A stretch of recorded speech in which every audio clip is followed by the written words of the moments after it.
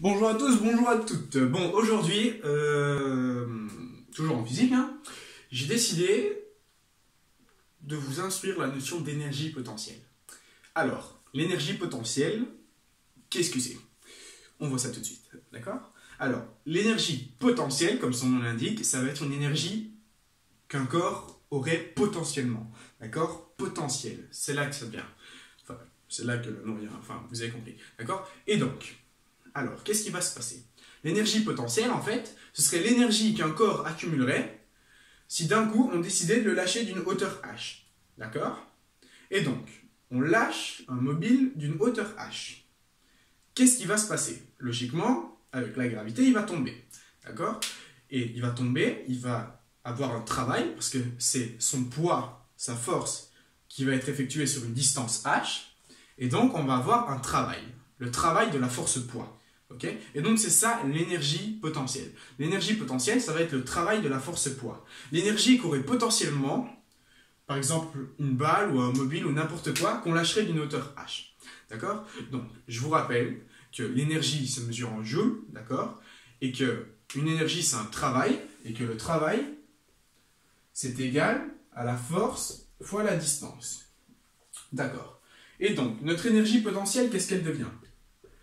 Notre énergie potentielle, qu'est-ce que c'est?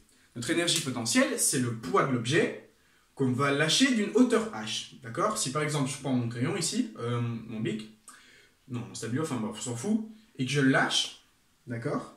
Ben, la gravité va l'attirer vers le sol, son poids va l'attirer vers le sol, et il va avoir de l'énergie, d'accord? Quand il va toucher le sol, mon stabilo aura acquis de l'énergie. Ok? Alors, qu'est-ce qui va se passer? À ce moment-là, comment calculer cette énergie? Bon, bah, on sait que le travail, c'est la force fois la distance. Et donc, fois le cosinus, bien sûr, de l'angle. Voilà. Alors, on va d'abord essayer de se débarrasser du cosinus. Bon, comment faire? La distance, elle est toujours perpendiculaire au sol, d'accord? Et on sait que quand on lâche un objet, il va descendre perpendiculairement au sol. Du coup, en soi, ça va nous donner quoi comme schéma? Ça va nous donner ma distance ici, qui est perpendiculaire au sol, voilà, et ma force, ce poids, que je vais appeler grand G, qui est aussi perpendiculaire au sol. Donc, l'angle entre mon poids et ma distance est nul. Donc, on va devoir prendre le cosinus de 0, et pour rappel, le cosinus de 0 degré, c'est 1. Alors, le cosinus va tout simplement tomber. Et donc, on peut mettre que ceci, c'est égal à 1. Voilà, voilà. Et donc, notre énergie potentielle, ça va être la force fois la distance fois 1. Okay? Du coup, si on fait fois 1, on peut tout simplement calculer la force fois la distance. Alors, dans notre schéma, quelle est la force? La force, c'est le poids. Donc, j'ai écrit grand G. D'accord? Et la distance, ça va tout simplement être la hauteur à laquelle j'ai lâché le mobile. D'accord? Donc, si je descends jusqu'au sol, ma distance, ben, ça va être tout ceci. Ça va être la hauteur à laquelle mon mobile était. Mon mobile qui est ici. D'accord? Et donc, mon poids fois ma distance, donc ma force fois ma distance, donc c'est mon poids fois ma hauteur, multiplié par notre hauteur. D'accord?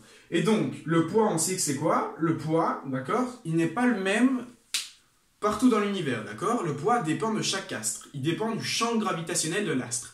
Plus l'astre est gros, plus le champ gravitationnel va être important, d'accord? Par exemple, Mars est une planète plus petite, plus légère que la Terre, et donc, elle possède un champ gravitationnel plus léger. C'est environ 3 fois moins. La Lune, qui est aussi plus petite, plus légère, possède aussi un champ gravitationnel moindre que celui sur la Terre. Donc, c'est environ 6 fois moins sur la Lune.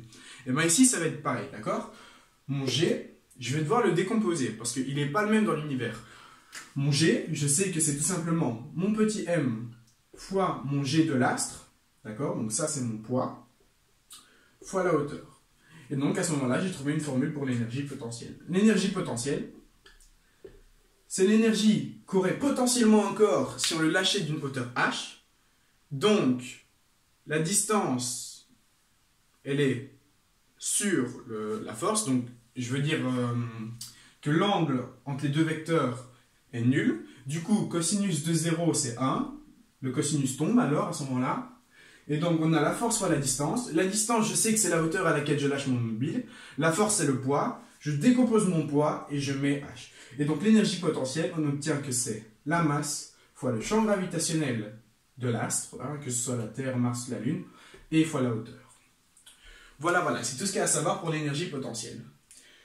Bon, ben, en fait, ici, il faut juste connaître la formule, et puis dans tous les exercices, ça va toujours être la même chose. On va vous donner une masse, on va vous donner un lieu, donc que ce soit la Terre, la Lune ou Mars, et ça. On va vous donner le champ gravitationnel du lieu, on va vous donner la hauteur. Donc par exemple, si je vous dis, calculez-moi l'énergie potentielle qu'a une balle de 10 kg à 10 mètres d'eau sur Terre.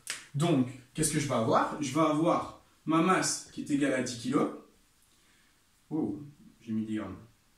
Enfin bref, qui est égale à 10 kg. Ma hauteur qui est égale à 10 mètres.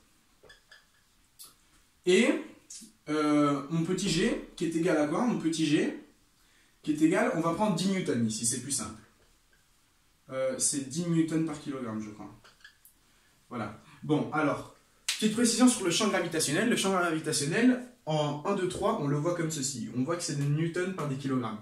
En soi, c'est pas totalement faux, mais le champ gravitationnel, en fait, ça va être une accélération. D'accord? Et une accélération, on sait que c'est quelle unité? Une accélération, c'est des mètres par seconde au carré. Je ferai une autre séquence là-dessus pour mieux vous expliquer. Et donc, l'énergie potentielle, ça va devenir quoi? L'énergie potentielle, ça va devenir 10 fois 10 fois 10, hein, ma masse fois G fois ma hauteur. Et donc, je vais avoir 1000 joules. D'accord? Mon énergie, toujours en joules. D'accord? Si vous vous souvenez, si vous faites des kilos fois des mètres fois des newtons par kilo, les kilos vont simplifier, il va vous rester des newtons fois des mètres, et des newtons fois des mètres, on a vu dans la vidéo précédente que c'est des joules. D'accord? Et donc voilà, c'est comme ça qu'on calcule l'énergie potentielle qu'à une certaine masse, à une certaine hauteur, sur soit la Terre ou les autres astres.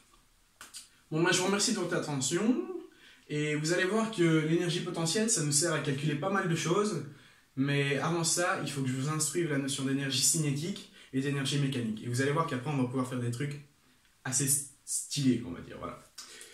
Bon, bah voilà, je vous remercie de votre attention encore une fois. Et voilà.